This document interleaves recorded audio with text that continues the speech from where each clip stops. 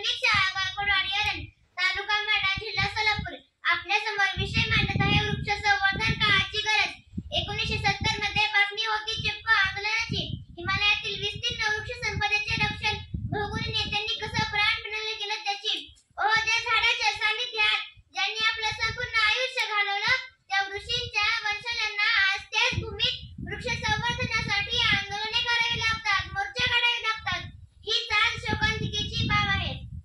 सस्य श्यामल असणाऱ्या वसुंधरेची ही अवस्था आज कशामुळे झाली तर वाढती लोकसंख्या आणि बेसुमार जंगलतोड माणूस आपल्या स्वार्थापोटी मोठमोठ्या इमारती बंगले बांधू लागला याचमुळे प्रचंड प्रमाणात वृक्षतोड होत आहे याचमुळे जमिनीवरच्या वृक्षांचा आच्छादन जास्तीत जास्त प्रमाणात कमी झाल्यामुळे वर्षाला 600 कोटी टन माती वाहून जात आहे तसेच वृक्ष कमी झाल्यामुळे पावसाचे प्रमाणही कमी झाले आहे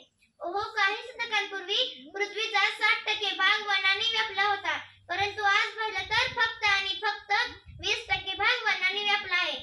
मानवाचं पाऊल आणि वाळवंटाची चाहूल ही अशी आज आमची अवस्था झाली आहे हे तर तुम्हाला आज पाहायला मिळतंयच आम्ही जोरजोराने गर्जना करतो एकच वृक्ष 2 कोटी वृक्ष एकच वृक्ष 2 कोटी वृक्ष परंतु जर मानवाने 2 कोटी वृक्ष लावली असती त्याचं संवर्धन केलं असतं तर हा विषय घ्यायची आज वेळच आली नसती संत तुकोबारायांना पर्यावरण हा शब्द माहित नव्हता ऑक्सिजन कार्बन डायऑक्साइड नायट्रोजन यांच्या प्रमाणाची ही कल्पना संत तुकोबारायांना नव्हती तरी सुद्धा वृक्ष आपले सोयरे आहेत असे सांगून सोयरे या एका शब्दात संपूर्ण पर्यावरणाचे संतुलन एकवटले आहे